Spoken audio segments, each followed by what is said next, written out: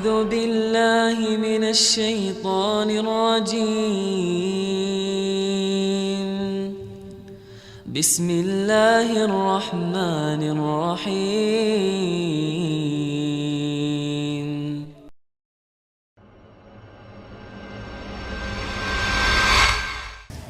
Ada seorang sahabat bernama Umair bin Hamam.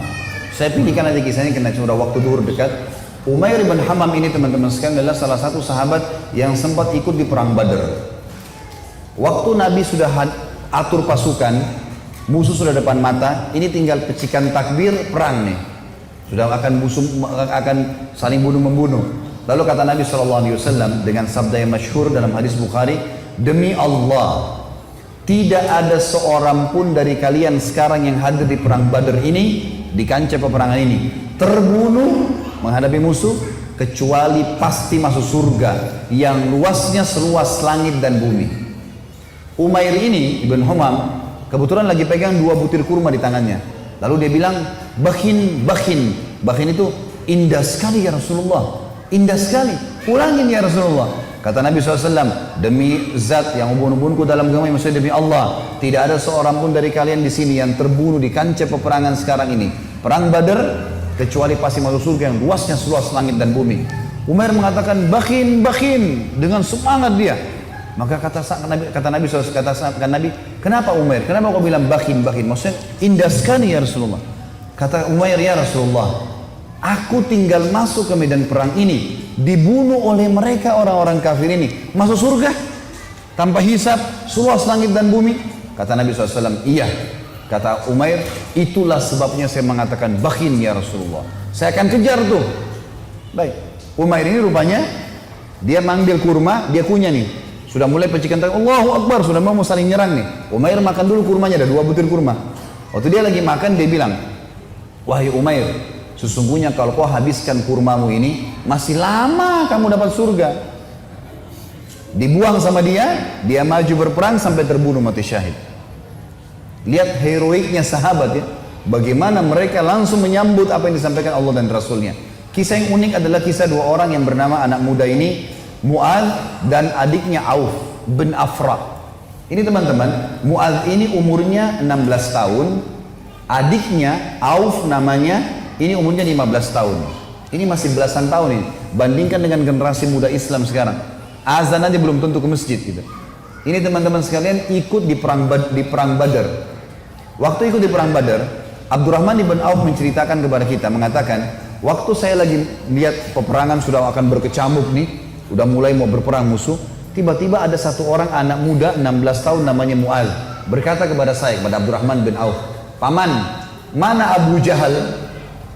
Kata Abdurrahman, kenapa kau tanya Abu Jahal? Kata Mu'adz, saya dengar dia orang yang paling suka menyakiti Nabi SAW di Mekah. Benar? Kata Abdurrahman, iya benar.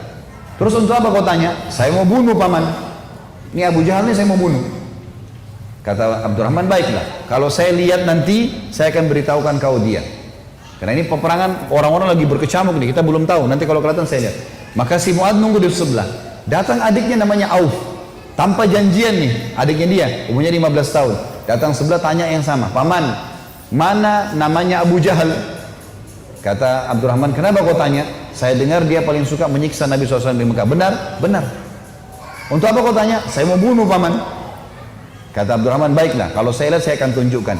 Kata Abdurrahman, sementara 2 di kiri kanan saya ini sudah ada gemuruh-gemuruh suara orang sudah mau perang. Tiba-tiba Abu Jahal dari kejauhan kelihatan. Abu Jahal itu dari kepalanya sampai kakinya, kudanya juga sampai kakinya semuanya besi. Yang kelihatan cuma matanya saja.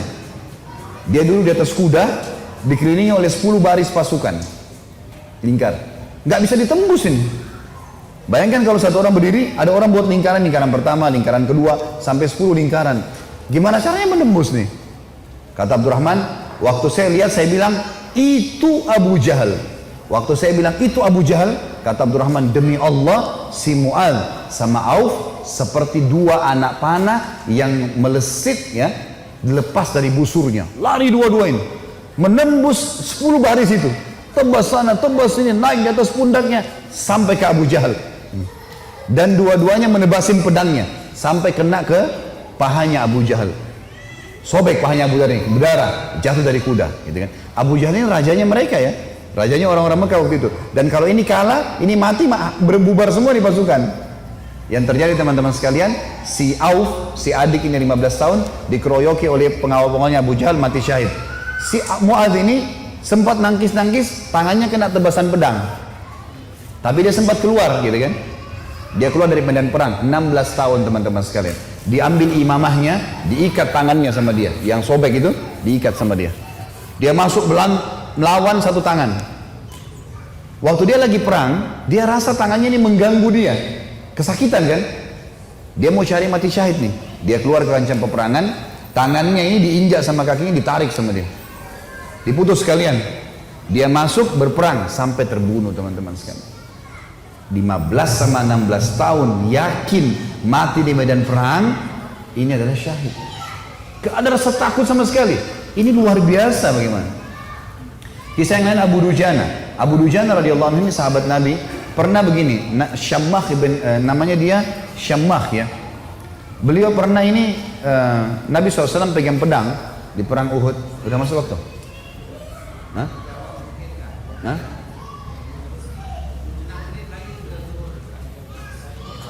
Terus? Maksudnya mau pertanyaan? Butuh tanya jawab atau materi nih? Nah? Kalau saya sih lebih fokus ke materi ya. Lanjut saja ya. Iya, lebih baik kalau antum pulang bawa ilmunya mungkin lebih bermanfaat daripada ada pertanyaan. Insya Allah kalau ada waktu lain, kalau enggak ini.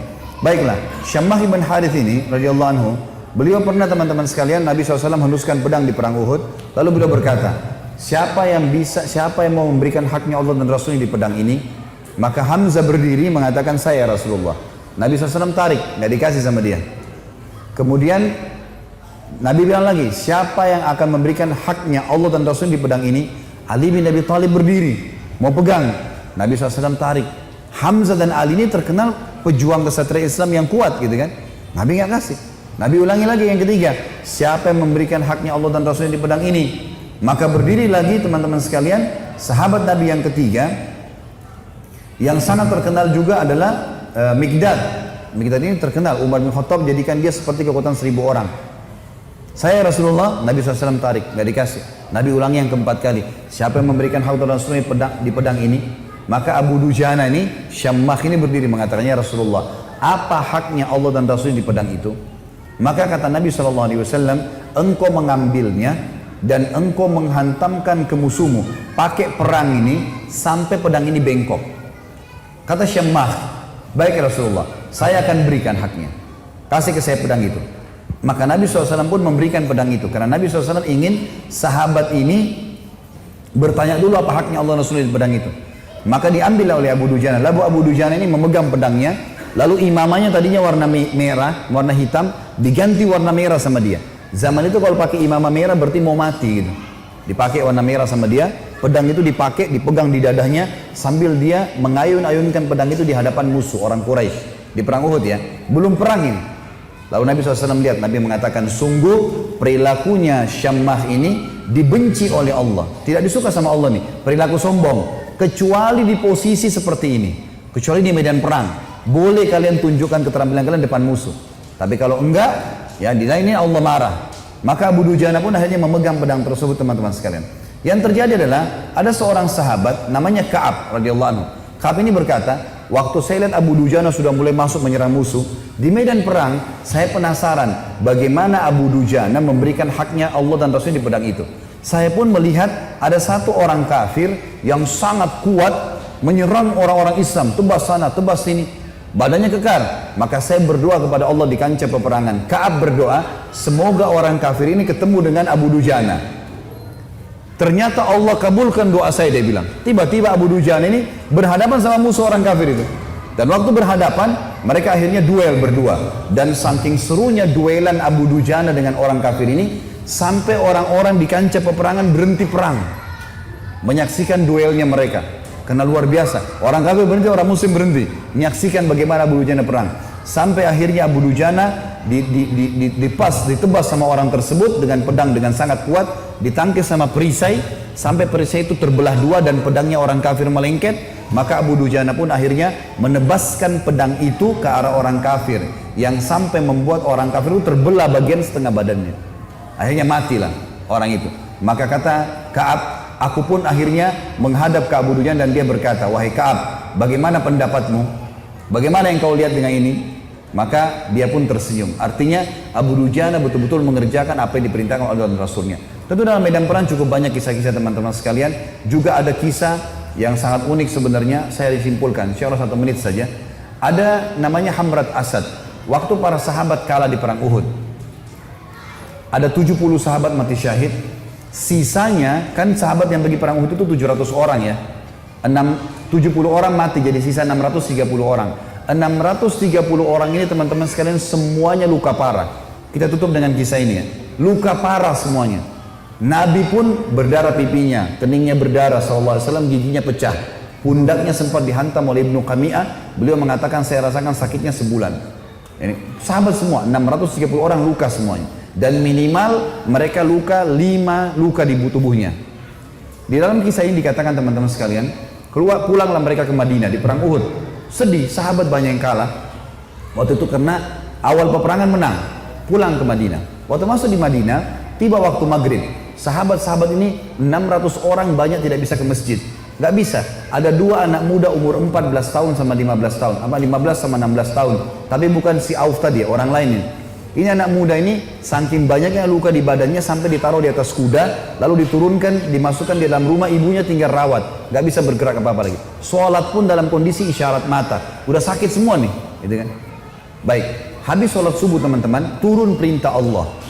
Ini 1 hari setelah perang Uhud, ada perang namanya Hamrat Asad, nama lokasi. Hamrat Asad ini nama lokasi, Asad artinya singa. Hamrat ini wilayah warna merah karena gunungnya banyak warna merah. Perintah Allah kepada Nabi Muhammad SAW, perintahkan semua sahabat Muhammad yang ikut di Uhud kemarin, 630 orang yang luka itu, semuanya keluar lagi, kejar lagi itu orang-orang Quraisy. Pasukan kalah ya, luka semua. Maka tersebar berita, pemanggil-pemanggil Nabi, hai sahabat-sahabat Nabi yang kemarin ikut Uhud, bukan orang baru, yang luka-luka parah, semuanya oleh Nabi disuruh ngejar menuju ke Hamrat Asad, kejar Quraisy. Maka sahabat-sahabat banyak, diantaranya Usaid bin Khudair, ada yang lagi nempel daun untuk mengeringkan lukanya, dicabut sama dia. Sami'na wa ata'na, kami patuh dan tenang. Dicabut semua luka-luka mereka yang tempel-tempelan, mereka pergi sambil ngalir darah. Ada 2 orang anak muda 15 sama 16 tahun. Ini di sini di riwayat tidak disebutkan namanya, yang tertidur di atas ranjang, ibunya ngerawat, sholat pun dengan isyarat mata. Waktu dengar ada orang teriak, wahai yang hadir kemarin di Uhud, semuanya tidak terkecuali telah turun perintah Allah kepada Rasulnya Muhammad SAW untuk mengejar Quraisy. Tidak 1 orang pun boleh tinggal di Madinah. Luka parah. Maka adik kakak ini bersebelahan tidurnya. Kakaknya bilang, wahai adikku, tidak mungkin kita tinggal di atas ranjang begini sementara panggilan Rasulullah ada 16 dan 15 tahun ini. Maka kata adiknya, bagaimana caranya kak? Kita nggak bisa bergerak nih. Apa kata kakaknya? Demi Allah, saya akan seret kamu sekali, kamu seret saya sekali, sampai kita menjawab panggilan Allah dan Rasulnya. Luar biasa. Saya waktu baca kisahnya sampai netes air mata teman-teman sekalian. Luar biasa. Dan akhirnya mereka seret-seretan sampai tiba di depan Nabi SAW. Ada yang berdarah, ada yang ini. Terutama 2 anak muda ini naik di atas kuda itu sambil diseret jalan ya. Waktu mereka diseret semua pada nangis lihat. Ini luar biasa orang ini. Dan akhirnya sahabat ini semuanya pergi ke sana. Pas Quraisy dengar 630 pasukan yang kemarin kalah, tidak ada orang baru yang datang, bukan tenaga baru cuma yang kemarin mau berperang, Quraisy tidak berani kembali. Mereka takut, ini jangan sampai luar biasa nih, kok bisa sampai luka parah mau kembali gitu. Maka mereka tidak berani kembali dan tersebar berita kalau setelah kekalahan di Uhud, 1 hari setelahnya di Hamrat Asad muslimin memenangkan peperangan. Dan ini mengobati luka-luka mereka. Tapi saksi bahasan teman-teman bagaimana mereka luar biasanya dalam mempertahankan agama ini. Allahu a'lam. A'udzu billahi minasy syaithanir rajim. Bismillahirrahmanirrahim.